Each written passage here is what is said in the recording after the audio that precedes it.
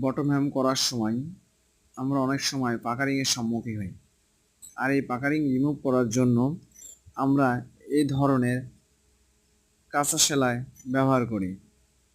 যখন কোনোভাবে puckering remove হয় না, তখন আমরা যে দিক থেকে বটম হ্যাম করবো তার উল্টা দিক থেকে কাঁচা সেলাই দিয়ে নিই।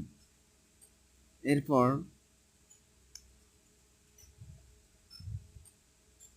অনুরূপভাবে আর একটা কাঁচা সেলাই দিয়ে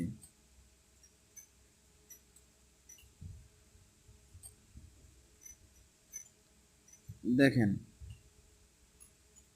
আমাদের যতটুকু অ্যালাউন্স যাবে ঠিক ততটা অ্যালাউন্স ভেঙে ফোল্ডারের মাধ্যমে কাঁচা সেলাই দিয়ে দিয়ে নিচ্ছি,